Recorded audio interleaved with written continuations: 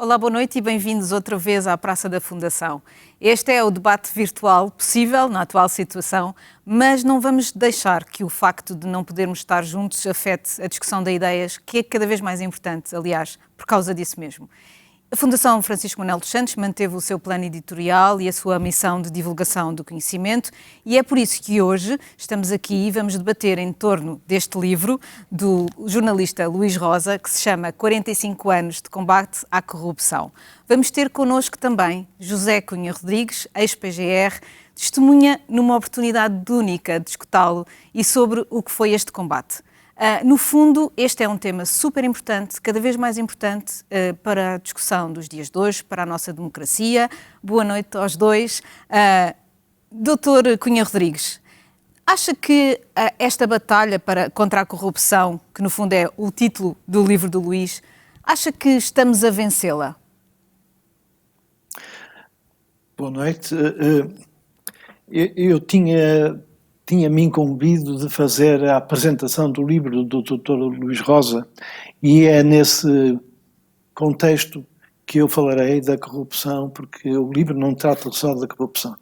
Mais que isso, o livro fala de um encontro com a comunidade para lhe abrir o mundo da justiça, que, segundo as palavras de Luís Rosa, é um mundo fechado e hermético. Certo. O Eduardo Lourenço escreveu uma vez que a justiça é um espaço separado do mundo, o que é, no fundo, a mesma coisa.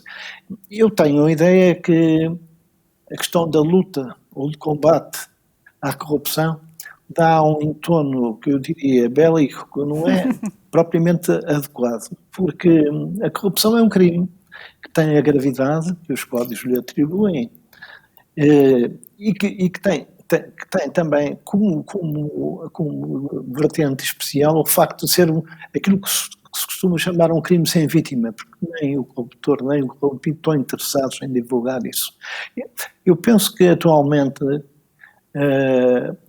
os meios de que dispõem as autoridades para vencerem esse problema são muito mais sofisticados do que eram aqui há 20 ou 30 anos. Todavia, a justiça em geral e a investigação em especial estão possuídos por três condicionantes que todos compreenderão: tempo, o modo e o espaço. O tempo, porque a informação hoje tende para ser instantânea. O modo, porque a cultura começou a ser oral, não é hoje a cultura escrita com palavras em latim. E o espaço, a globalização. Por outro lado, criaram-se bolhas de resistência à corrupção através, por exemplo, dos paraísos fiscais e dos sistemas de circulação da moeda, que tornam muitas vezes delicada a ideia de combater, no sentido processual, a corrupção. Se quer uma resposta imediata, eu acho que sim.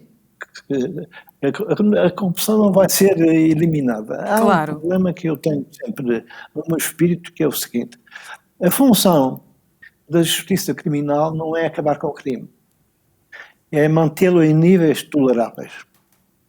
Porque há, de facto, uma relação dialética entre liberdade e segurança. Ao mesmo tempo que sobe o nível de segurança, baixa o nível da liberdade. E, portanto, a justiça não pode ser uma ideia de totalidade que elimina aquilo que é, tanto um desvio social, mas que vai... Mal comparado, eu dizia que é como o pecado. A função da Igreja não é acabar com o pecado, porque o mundo parava. Claro. A função da Igreja é torná-lo, portanto, um desvio que permita a regeneração da pessoa na sua autoridade pessoal e na sua capacidade de autodeterminação. Mas eu gostaria de dar uma resposta simples. Penso que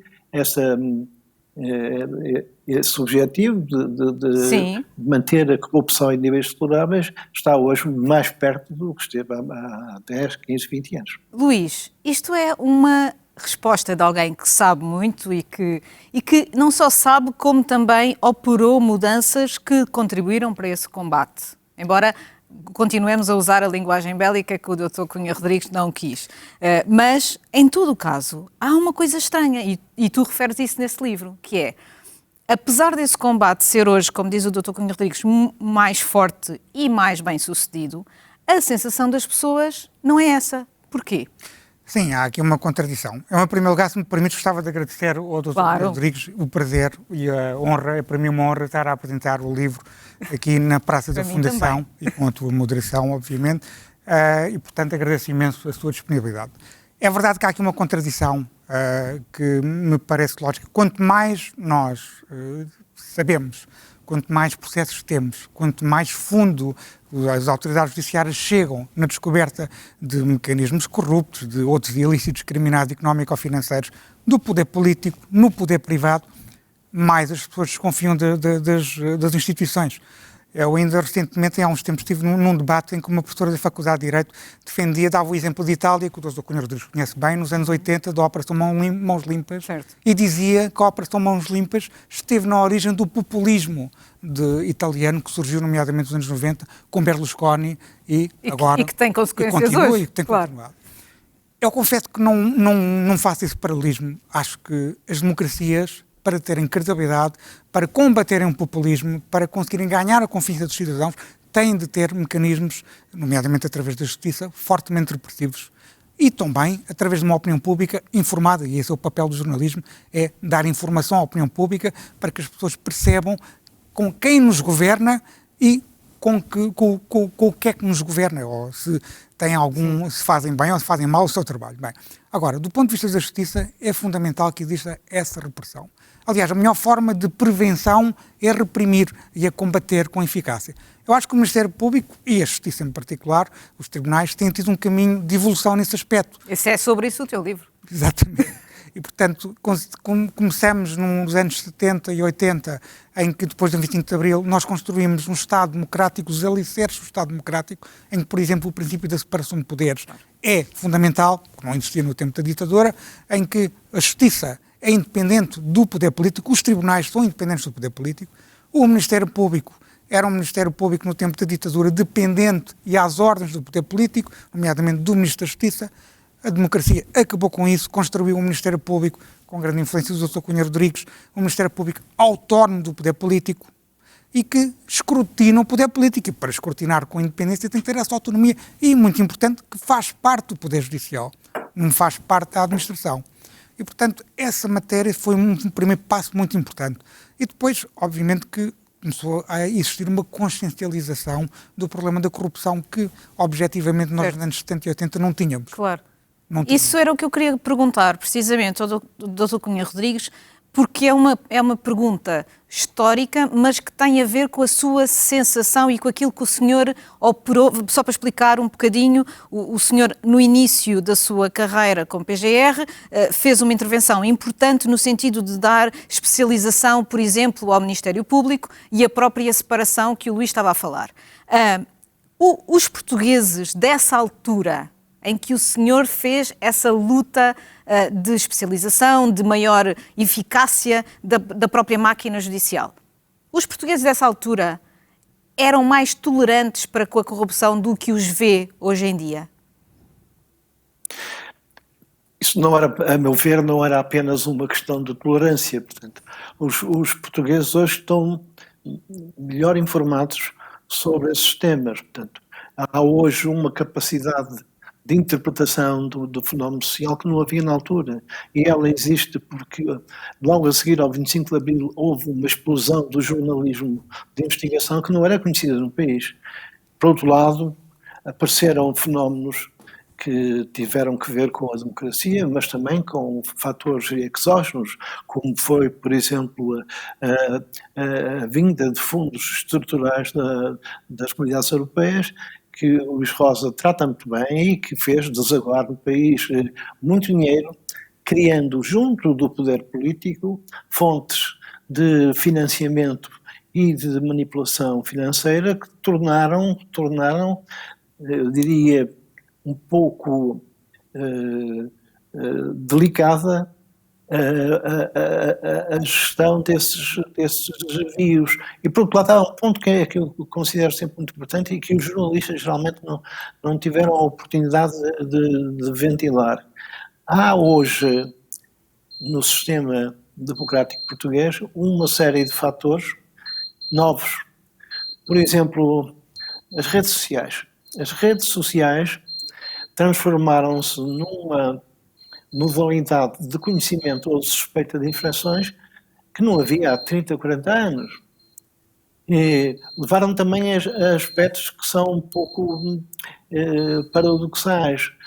As redes sociais potenciaram a figura da denúncia anónima. Sim.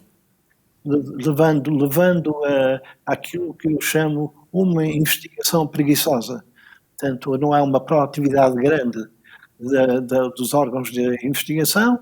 Porquê? Porque a informação chega pelas redes sociais, chega pelas denúncias anónimas que estão hoje oficializadas em termos de auscultação por parte do Ministério Público, e tudo isso gerou um movimento que me pareceu determinante para a atual situação.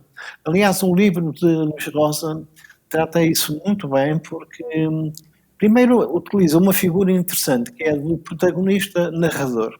São 5 mestrados, todos com carreiras assinaláveis no Ministério Público, que falam das suas experiências pessoais, da sua história pessoal. E isso é ligado depois com esse tempo histórico. Eu devo dizer que, eu já disse isso ao Luís Rosa, que este volume é uma excelente maneira de escrever o primeiro volume, uma série de volumes que esperamos que o Dr. Luís Rosa vá ainda escrever, porque isola a questão do Ministério Público e da corrupção e das infrações económico-financeiras, isola isso do resto, e isso não tem só que ver com o Ministério Público, tem que ver com a justiça em geral. Claro. Se me pergunta qual é a solução, eu direi que a justiça está numa fase histórica de transição de paradigmas, não se conhece ainda qual será o paradigma emergente, mas aquela tríplice vertente de fatores que eu enunciei, o espaço, tempo e modo alteraram-se. Estão alterados, e a justiça não pode continuar a adiar o problema. É certo, nós fomos pouco influenciados pelos sistemas de outros países. Fomos muito influenciados pelas leis, porque houve sempre uma grande sedução dos juristas portugueses por aquilo que eram as leis de outros países, mas não pela prática, pelo sistema. E aí eu diria certo. Que ainda estamos a meio caminho. Então, pegando, desculpe-me interromper, mas pegando exatamente nessa questão, a ideia que fica do livro do Luís, queria que falasse um pouco sobre isto, é que muita desta luta foi influenciada externamente, ou seja, dá a ideia que, e aliás o senhor ex-procurador também esteve nessa luta internacional, que é Portugal foi espelho de muitas mudanças que estavam a acontecer no mundo, por razões históricas, como o 11 de setembro, o Bataclan, etc., e a capacidade de entrar em coisas que eram consideradas íntimas, como a vida bancária das pessoas e etc., e que deixaram de ser por causa desses ataques terroristas em massa, mas também pelas leis europeias que foram mudando e que foram forçando Portugal a mudar. Isso é assim? Sim. Mas isso foi um efeito político ou a própria justiça, os próprios procuradores, juízes, etc., não deviam ter feito essa campanha também antes dela vir de fora? Eu acho que fizeram, do ponto de vista do Poder Judicial. Eu acho que houve aqui, vamos começar por fazer uma pequena retrospectiva muito curta histórica. Eu acho que houve uma tensão grande que o Dr. Cunha Rodrigues ainda há pouco estavam a referir, entre o poder político e o poder judicial, nos anos 90, nos anos 80, nos anos 90. Quando nós, na primeira década de 90, com o governo de Cavaco Silva, é um governo de maioria absoluta e há muita tensão entre o poder político e o poder judicial. O Dr. Cunha Rodrigues sabe isso de viva voz, por estas expressões. E houve uma grande resistência do poder político, por exemplo, a terminar com fraude com o sistema fiscal, com o sistema bancário. os magistrados, o Poder Judicial reclamava essa matéria desde o início dos anos 90. E já também vários países europeus tinham feito isso. Repara, nós só temos o primeiro crime de fraude fiscal, o crime de fraude fiscal só existe depois da reforma fiscal do governo de Cavaco Silva, ou seja, o próprio governo de Cavaco Silva cria o crime de fraude fiscal no início dos anos 90. Não existia um crime de branqueamento de capitais. Não existia um crime de corrupção do setor privado, que só agora foi criado na década de 2000. Portanto, nós não tínhamos instrumentos penais, o próprio da política, que é quem os cria, não os tinha criado ainda. Depois começou a haver uma consciencialização, não só da corrupção, mas também da questão da fraude fiscal, porque do ponto de vista orçamental, obviamente que o Estado precisava de receitas e havia pouca gente pagava impostos, realmente, só os funcionários públicos e os trabalhadores para todos os outros. Portanto, passou a haver essa consciencialização da fraude fiscal. O poder político também deu muitos instrumentos à autoridade tributária e passou a haver uma muitíssimo maior eficácia no combate à fraude fiscal. E passamos depois por 11 de setembro. O 11 de setembro é aqui um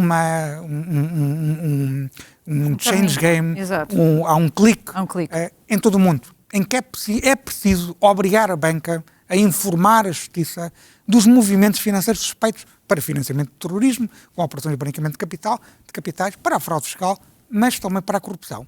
E é a União Europeia que, ao fim e ao cabo, vai obrigar Portugal, através de diretivas, que Portugal é obrigado a transpor para o nosso enquadramento jurídico, que vai obrigar Portugal a, por exemplo, criar um sistema de branqueamento de capitais que existia desde 93, mas não era operacional. Não era operacional. Mas implementar um verdadeiro sistema de branqueamento de capitais em que, para as pessoas perceberem, os bancos passam a ser obrigados, desde 2002, 2003, a informar automaticamente a Procuradoria-Geral da República de uma operação suspeita acima de 15 mil euros.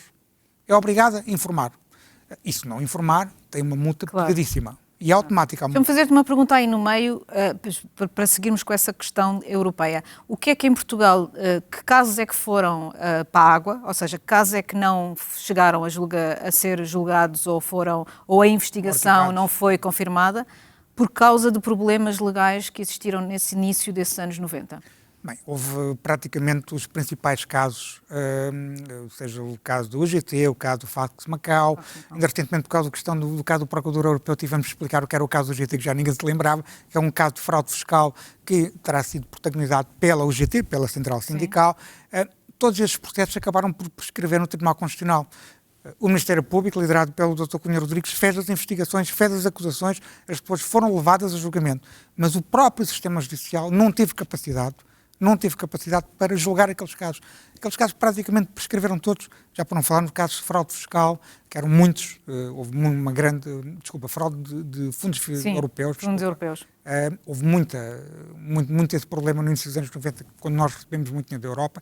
Veremos, não vamos repetir agora com a bazuca, isso é muito importante, nós não repetimos esse erro, mas houve muitos casos que não tiveram também seguimento porque a nossa lei não tinha instrumentos penais para isso. Portanto, há aqui um conjunto para resumir e concluir, ausência de instrumentos penais e depois também há uma pressão do exterior que já vinha, se tu quiseres, do Poder Judicial português, que já reclamava essas mudanças, que vão fazer com que nós, a partir da década de 2000, tenhamos finalmente instrumentos legais, tenhamos informação financeira, para depois aparecerem os casos todos que nós conhecemos. Dr. Cunha Rodrigues, há pouco falou aí de uma mudança no paradigma e que não se sabe ainda bem para onde é que essa mudança há de ir ou quais são os rumos que ela terá. O Luís Rosa falou aqui de uma questão importante nos próximos tempos, que é, nós vamos receber outra vez um grande pacote de ajudas europeias que, quando há mais dinheiro, há mais tentação, quando há mais tentação, há mais crime, etc. O que é que o senhor preconizaria para as próximas mudanças do próprio sistema judicial, mas também o que é que o poder político e a administração política podia pôr em prática para evitar isso e para aumentar a transparência? O que é que acha? Obrigado pela questão. Eu penso que, em primeiro lugar, impunha-se um sistema de prevenção mais eficaz.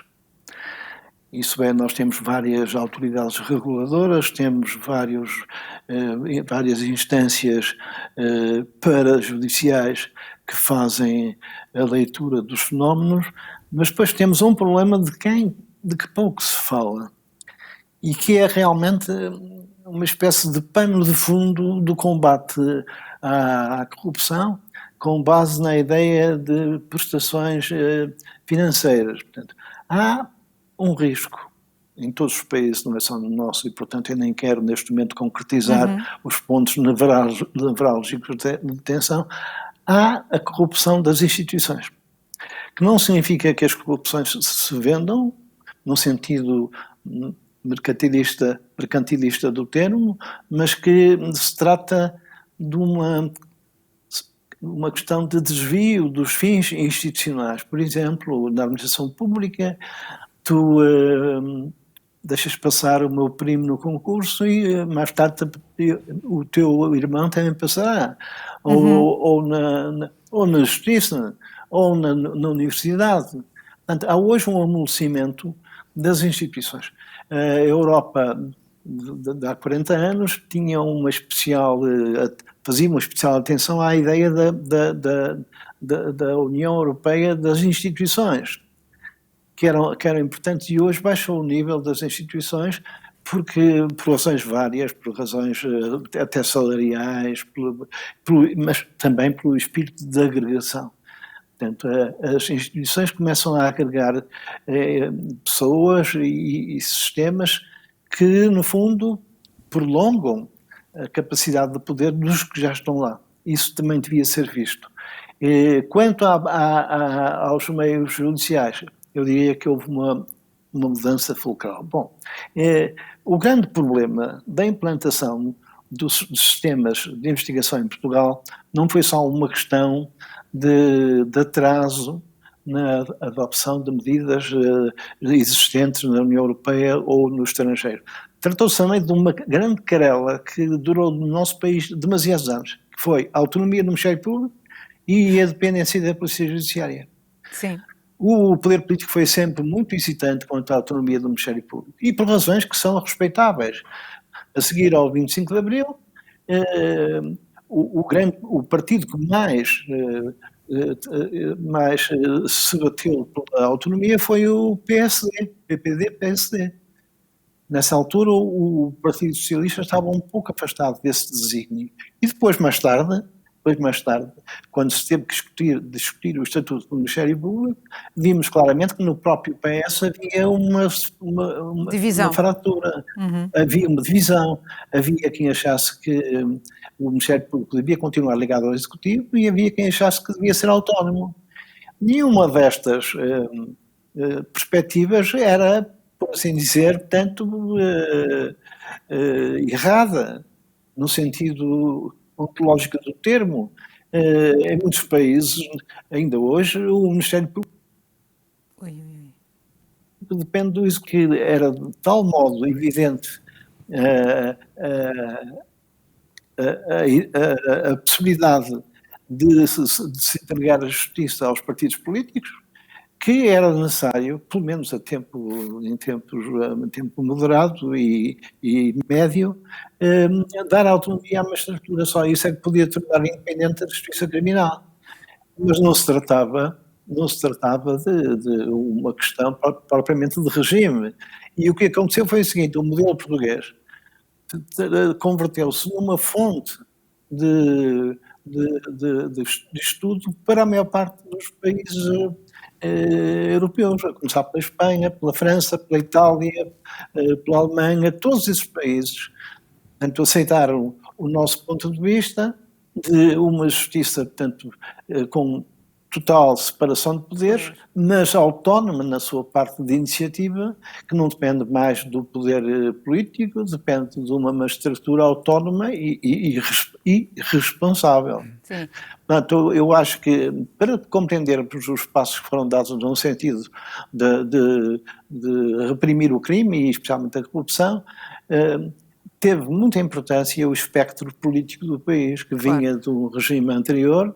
Reparemos, a lei da Polícia Judiciária, a fundação está em 1945, Pois, claro. a seguir à Segunda Grande Guerra, portanto, e muito influenciada pelos sistemas ligados a essa Claro, elite. claro, e não passam assim tanto tempo. Mas há outra... Não passou tanto tempo. Claro, mas há outra questão, e esta pergunta era um pouco para o Luís, e aliás há uma procuradora que fala disto especificamente no livro, que é do conhecimento interno dos próprios atores dessa justiça, não é? É uma coisa de que se fala muito no livro, que é o Dr. Cunha Rodrigues falou há pouco disso. O conhecimento que é preciso ter destas matérias é brutal.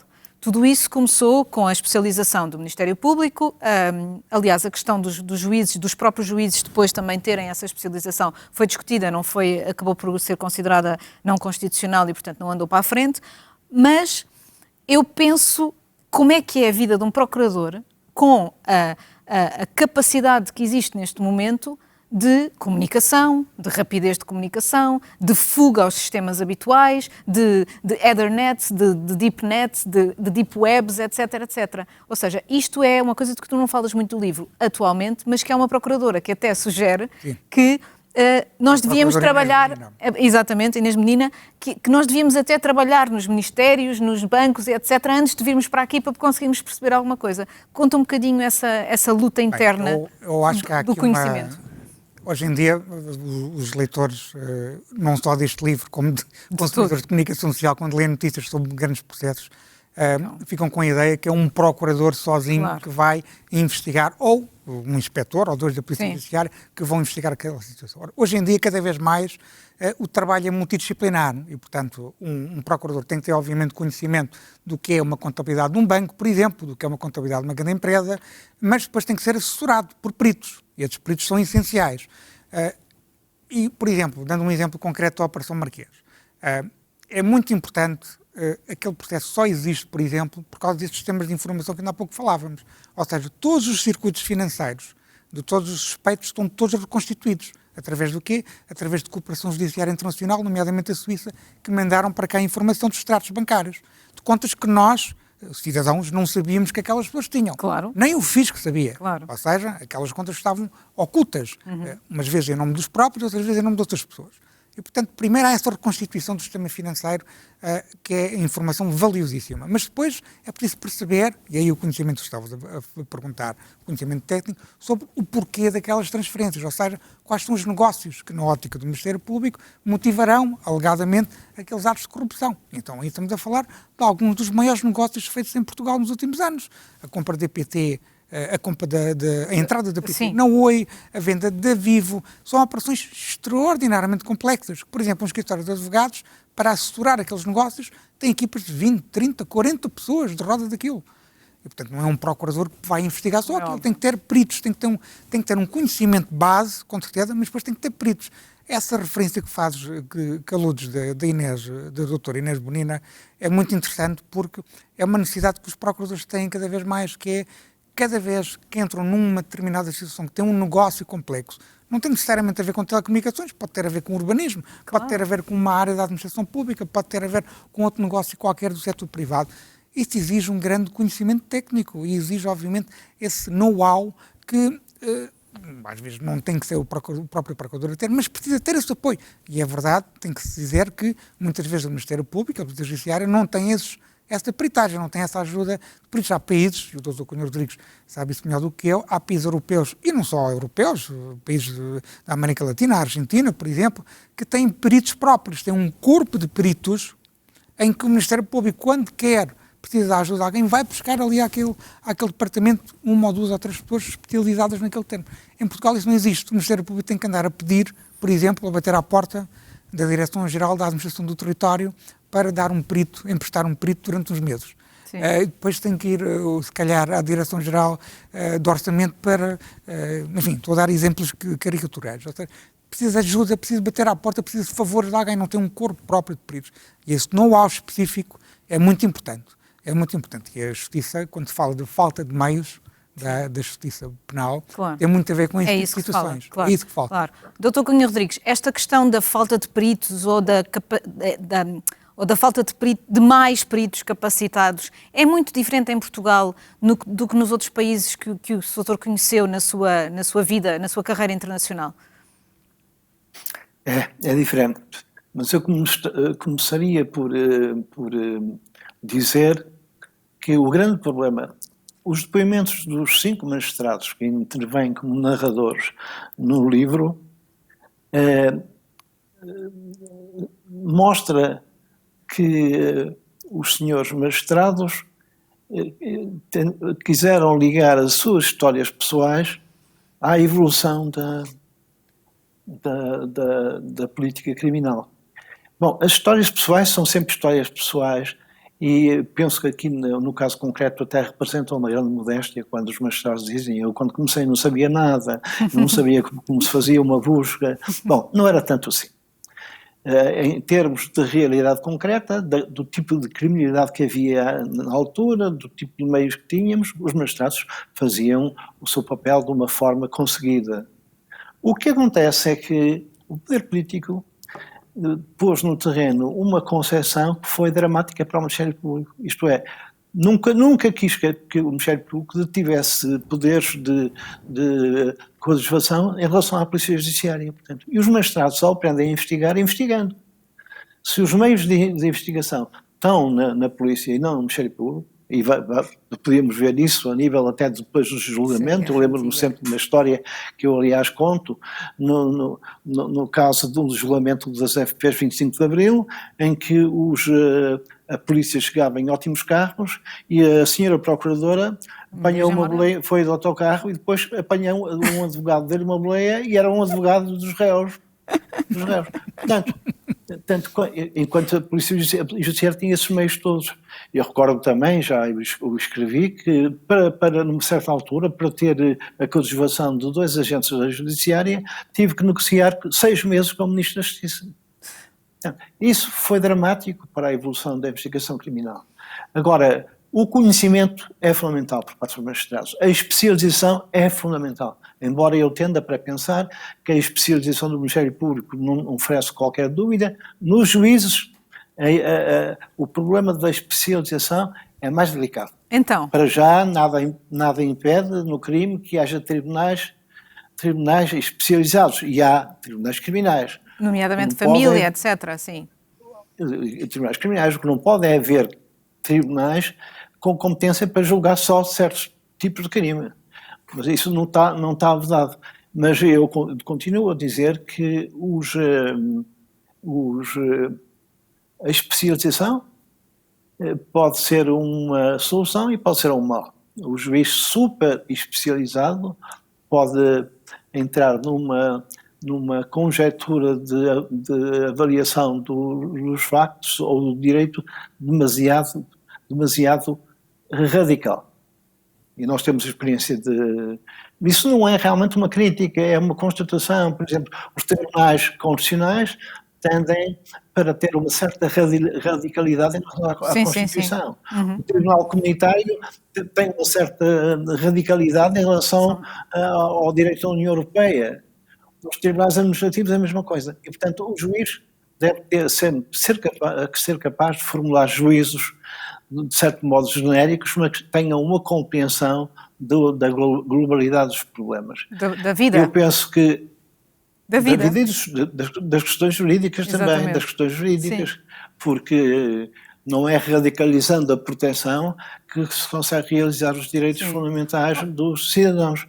Eu penso que, nesse ponto de vista, nós temos hoje um sistema mais equilibrado, mas para responder à sua questão, invocando a minha experiência, sim, eu, quer no Tribunal de Justiça da União Europeia, quer depois, já há 8 anos, presidindo um tribunal esportivo, verifico que o modo de funcionamento dessas jurisdições é, de longe, diferente do nosso. Isso é, são jurisdições que estão muito mais abertas à prova por inferência, portanto não exigem prova direta, como os nossos juízes exigem. São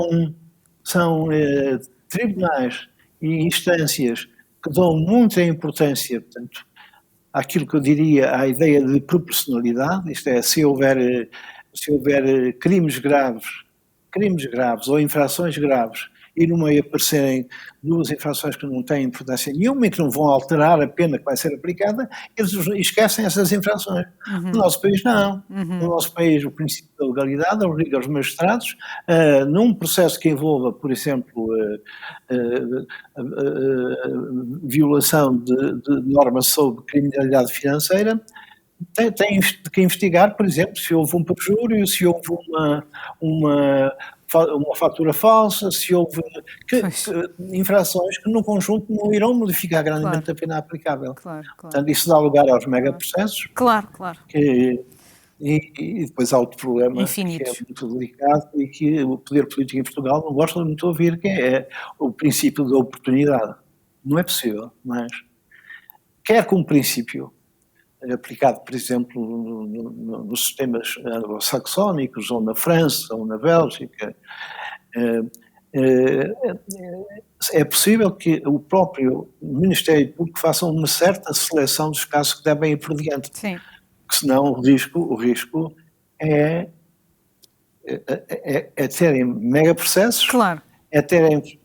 É outro, e depois outro fator da adulteração. Quando há bagatelas penais e há crimes muito graves, a investigação dirige-se primeiro para as bagatelas, porque é mais simples investigar. Pois, claro. Tentando ver se daí encontram Eu vou aproveitar agora, temos pouco tempo, queria debater aqui na última parte uma questão que não está no livro, não é muito debatida e tenho a certeza que estes procuradores com quem o Luís falou, certeza que têm todos uma relação com a imprensa e com o jornalismo, e eu gostava de falar um bocadinho sobre isto nesse sentido. No sentido que nós falámos há bocado, e vou começar por ti, Luís, que é... a cobertura mediática dos processos judiciais em Portugal é muito feita decalcando aquilo que se passa na justiça, ou seja, é muito feita há um processo, há uma quebra evidente e generalizada do segredo de justiça, não é? E, portanto, esses processos começam a aparecer na opinião pública muito antes de estarem em tribunal, e depois acontece que, como a justiça, tal como a ciência, no caso das vacinas, que agora está tanto a falar-se, é complexa, acontece que o próprio caso pode ser mais complexo do que parece nos jornais. Essa relação e essa simplificação não acaba também por ser contraproducente para a própria justiça? Bem, eu gostava de começar por dizer só uma coisa. Em primeiro lugar, uma coisa. Estes procuradores nem todos têm uma relação com a comunicação social. O Dr. Cunha Rodrigues criou na Procuradoria-Geral da República nos anos 90 o Gabinete de Imprensa, e a relação entre os jornalistas do Ministério Público faz-se através do Gabinete de Imprensa. Salvo erro, e acho que é uma das mais-valias do livro, dos 5 procuradores, a Procuradora Maria José Morgado é a Procuradora mais conhecida, mediática. Os outros 4, a doutora Teresa Almeida deu uma entrevista ou outra, o doutor João Marques Vidal, a doutora Inês Bonina e o doutor Acolhidos praticamente nunca deram nenhuma entrevista que eu saiba, que eu tenha conhecimento. Eu não estava a falar dessa relação mais oficial. Sim, mas era só para deixar isso claro. Sim. Mas acho que há uma relação que é inevitável, tendo em conta o aprofundamento da democracia. Ou seja, eu não consigo perceber, muitas vezes os debates que eu participo, nomeadamente com escritórios de advogados, com advogados, é que tem-se a ideia de que o segredo de justiça é uma matéria, é um valor absoluto, e que não é, e que o processo penal tem que estar guardado a 7 chaves num cofre até existir uma decisão em transição em julgado. Bem, em nenhuma democracia ocidental avançada, desenvolvida, isso acontece. Nós, aliás, em Portugal temos restrições, por exemplo, não é só a questão do segredo de justiça, é também, por exemplo, eu não posso citar uma escuta telefónica de um responsável político, que é uma escuta telefónica legal, autorizada por jurisdição, está no processo, eu não posso citar. Estou proibido e incorro em crime de desobediência se o fizer. Isto é único na Europa. Não há nenhum outro país da Europa em que isso aconteça. Isso só aconteceu porque há uma resposta do poder político do caso de Casa Pia a essa matéria. Portanto, em terceiro lugar, é inevitável o escrutínio de titulares de cargos públicos e políticos, quanto mais a democracia for avançada e quanto mais desenvolvida estiver. E, aliás, se quiseres, quanto maior é o afastamento dos cidadãos face ao poder político, face ao regime democrático, maior é a necessidade de escrutínio. E, portanto, tem que haver um equilíbrio, para concluir, tem que haver um equilíbrio entre o segredo de justiça, que existe, em primeiro lugar, para proteger a investigação, e, em segundo lugar, para proteger a presunção de inocência, e a liberdade de imprensa e o escrutínio que tem de existir. Sendo que esse escrutínio, obviamente, tem que respeitar a presunção de inocência. E, para terminar, eu não posso concordar que se diga, como se diz muitas vezes, que escrever que uma pessoa é suspeita ou arguido é a mesma coisa que uma pessoa estar condenada. Eu lamento, mas não é. Certo. E é por alguma razão nós escrevemos suspeito, claro. Não escrevemos condenado. Claro. Isso não significa que a comunicação social não exagere, não cometa erros e não faça isso. Não viola a presunção de inocência apresentando uma pessoa que é acusada como culpada. Claro. Isso acontece. Claro. creio que é uma minoria de situações, claramente minoritária. Acho que a maior parte da comunicação social respeita a presunção de inocência. Isto era uma pergunta, obviamente, provocatória do Dr. Cunha Rodrigues, mas que nos seus anos na Procuradoria foi muito, obviamente, também focado por causa dos processos em que estavam a ser decididos nessa altura, e queria perguntar-lhe também qual é a sua opinião sobre este assunto, sobre a relação da justiça com os média, com o jornalismo. Bom, o problema do jornalismo em Portugal é hoje, e foi depois de 25 de Abril, uma das pedras de toque relativas ao funcionamento da justiça. É evidente, e não é por causa do segredo de justiça. O segredo de justiça no nosso país presta-se a uma análise, eu diria até um pouco humorística, porque recordam-se que já tarde neste século o segredo de justiça foi constitucionalizado. Portanto, a proteção do segredo de justiça é hoje um direito individual. Sendo um direito individual, tem aplicação, é aplicável em relação a terceiros. Portanto, nunca vi discutido isso no nosso país, sobretudo pelos jornalistas, que são os mais interessados. Hoje, durante um tempo se disse, não, os jornalistas não são responsáveis. Portanto, quem guarda o segredo é quem é responsável pela fuga, não os jornalistas. Mas hoje já não é bem assim, porque os jornalistas hoje opõem-se a um sistema em que o segredo de justiça é direito fundamental. E, portanto, os cidadãos podem agir junto da justiça para protegerem o segredo de justiça contra um jornal, por exemplo. Por outro lado, eu tenho a ideia de que o segredo de justiça foi totalmente desvirtuado por muitos fatores. O segredo de justiça tinha que ver apenas com um objetivo, proteger a investigação. E, portanto, a investigação, quanto melhor protegesse o que estava no processo, mais êxito podia ter.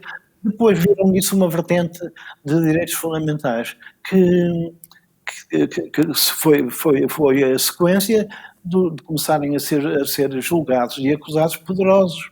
Porque até aí ninguém tinha problemas com o segredo de justiça. Exato. Com o segredo de justiça. Exatamente. Quando se tratava de crónicas de polícia, de pessoas, de pobres, de marginais, aí não havia nenhum problema. Portanto, o segredo de justiça transformou-se hoje numa referência totalmente deslocada. Mas eu não queria acabar. Tanto mais, deixa-me só dizer uma coisa. Deixa-me só dizer uma coisa. De mais a mais, que depois de declararem que o segredo de justiça era um direito fundamental, alteraram o processo e tornaram o processo público.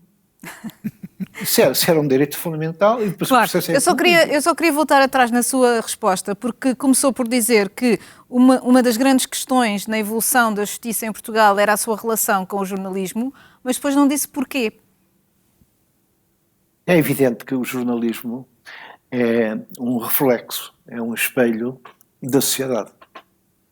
E grande parte, por isso mesmo é que a primeira lei sobre o Ministério Público, e eu penso que nessa parte ainda estará em vigor, dizia que o Ministério Público deve fazer análise da imprensa e dos órgãos de comunicação para retirar daí eventuais suspeitas da prática de crimes. E daí é que resultava, portanto, a crítica muitas vezes, e que foi aceito por jornalistas, até escreveram editoriais sobre isso, que o Ministério Público só lia os jornais. Pois era obrigado a ler, e é uma obrigação que está no Estatuto do Ministério Público.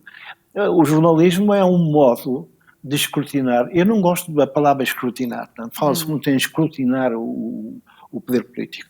Não compete ao Ministério Público escrutinar o poder político. Compete ao Ministério Público exercer as competências que tem nesse domínio. Também não compete aos jornalistas escrutinar o poder político. Devem informar, devem emitir a sua opinião, mas não, a escrutinação do poder político é, no fundo, feita pela Assembleia da República. Sim, e pela articulação entre os partidos. Exatamente. E os cidadãos, portanto, isso. E essa elevação da comunicação social a quarto poder, como também a elevação do Ministério Público a um órgão de justiça, todas